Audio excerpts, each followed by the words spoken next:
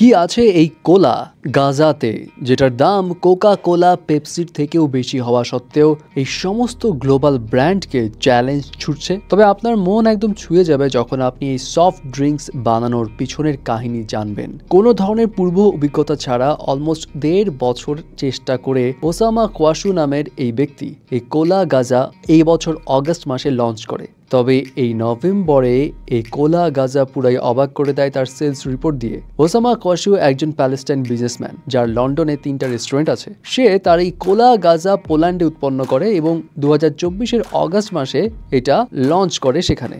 Initially তার এই কোলাটা just local এরিয়াতে টুকটাক চলতো, কিন্তু যখন তিনি নভেম্বরে লন্ডনে ডিস্ট্রিবিউশন করার পারমিশন পেলেন তখন অনলাইনে কিছুদিনের মধ্যেই প্রায় সমস্ত ক্যান অ্যারাউন্ড 5 লাখের মতো ক্যান সোল্ড হয়ে যায়। যদিও দাম কিন্তু অনেক বেশি। যেখানে 6 প্যাক কোকা কোলার দাম ইউকেতে মাত্র $6, সেখানে এই কোলা গাজার দাম 6 প্যাকের জন্য $15, মানে দ্বিগুণেরও বেশি। তাহলে মানুষ এত কিনছে কেন? উত্তর আপনি এই ক্যানের ডিজাইন দেখে এবং এর নাম শুনলেই নিশ্চয়ই বুঝতে পারছেন। ওসামা কোয়াশু কাদেরের একটাই উদ্দেশ্য, এই কোলার মাধ্যমে প্রতিবাদ জানানো। ফিলিস্তিনবাসী যেই কষ্টের মধ্যে আছে সেই কষ্ট যাতে প্রতিটা মানুষ যখন এই কোলার চুমুক নিবে তখন সেটা ফিল করে, মানুষ যাতে ফিলিস্তিনবাসীকে ভুলে না যায়।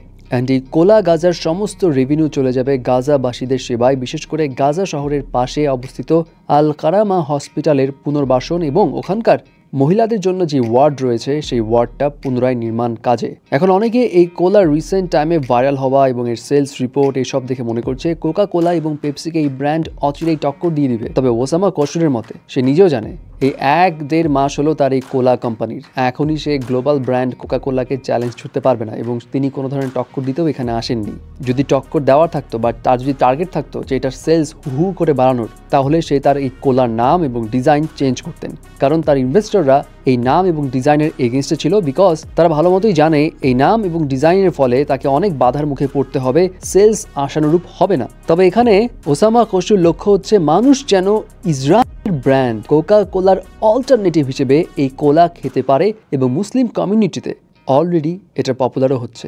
সেটাও জানায় মানুষ এটা কিনে যে ঠকবে এমনটা না, এর পিছে একটা মহৎ উদ্দেশ্য থাকলেও এর টেস্ট কিন্তু খারাপ না।